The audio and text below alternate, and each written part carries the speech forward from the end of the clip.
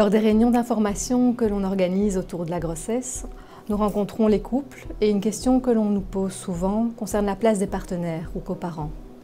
Ils se demandent ce qu'ils peuvent faire, où ils devront se placer, à quoi devront-ils penser, ce qu'ils ne devront pas oublier. Et ils demandent même parfois ce qu'ils doivent savoir pour que tout se passe bien. Cela illustre bien une de leurs préoccupations autour de la grossesse et de la naissance. Les partenaires tentent d'apporter de la sécurité à leurs femmes et à leurs bébés, et ils sont donc essentiels. La manière dont ils prendront cette place sera différente pour chacun d'eux, et notre rôle est de proposer un certain nombre de choses aux couples qui décideront ensuite alors ce qui leur convient le mieux. Pour certains, ce sera important d'être présent à chaque rendez-vous, à chaque étape, pour d'autres, non. Commençons par le temps de la grossesse. Les partenaires sont libres de venir aux rendez-vous médicaux et aux échographies.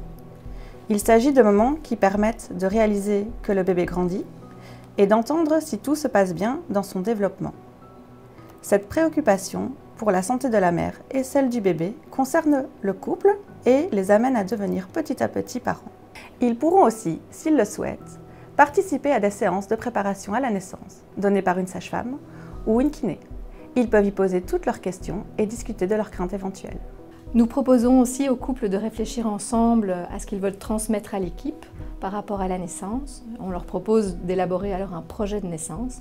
Ce projet de naissance peut être écrit et sera discuté en consultation avec le gynécologue et une sage-femme de l'équipe que vous pourrez rencontrer en consultation autour des 32 semaines de grossesse.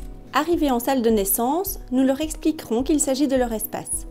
Dès le moment du travail, pendant les poussées, à la naissance et lors de leur rencontre avec leur bébé. Ils seront accompagnés par une sage-femme qui saura les guider en fonction des souhaits du couple et de son expérience. Le partenaire peut être un appui important pour sa femme, par sa présence, témoin de ce qui est en train de se dérouler, ou par des phrases encourageantes ou mots rassurants. Une main sur l'épaule, ce sont toutes des petites choses qui semblent anodines, mais qui seront essentielles pour sécuriser sa compagne et la mettre en confiance.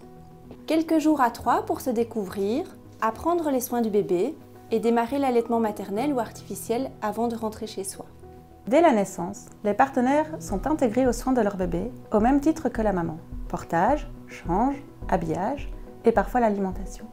S'il s'agit d'une naissance par césarienne, le partenaire pourra, dans la majorité des situations, y assister et souvent rejoindre la maternité avec son bébé en attendant que sa compagne les rejoigne.